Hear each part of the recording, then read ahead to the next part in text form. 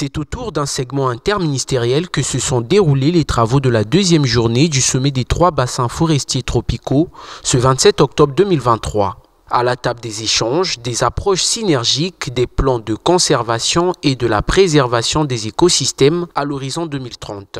Un chantier titanesque dont l'impact touche le commun des mortels, car les changements climatiques sont des amplificateurs des menaces. Les changements climatiques jouent également un rôle d'amplificateur des menaces.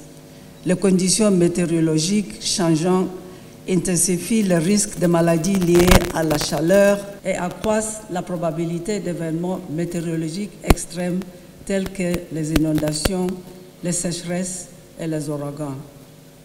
Et la migration de la population après ces événements aussi augmente leur vulnérabilité aux maladies. Cette transition écologique et énergétique à laquelle fait face la planète implique l'attention de tous dans la mise en œuvre des priorités urgentes de l'heure. Nous voulons un sommet de l'action. Nous voulons un sommet de l'action.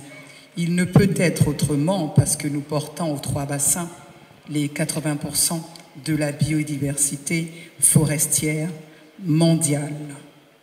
Nous portons plutôt les 80% des forêts tropicales, mais mondiales, j'insiste, et les 3/4 de la biodiversité. Les 3/4 de la biodiversité.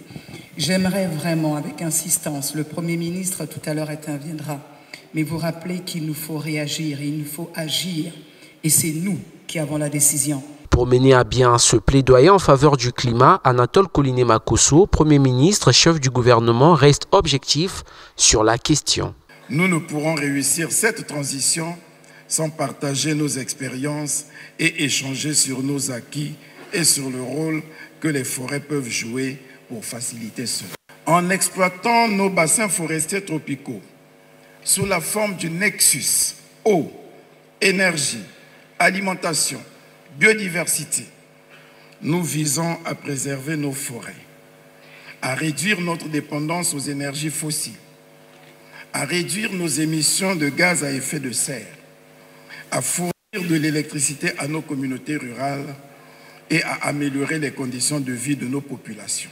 La nécessité d'un développement durable et renouvelable dans ce processus de lutte sur la survie de la planète s'impose comme un impératif majeur afin de sauver ce poumon écologique mondial, notamment les 3 bassins forestiers tropicaux.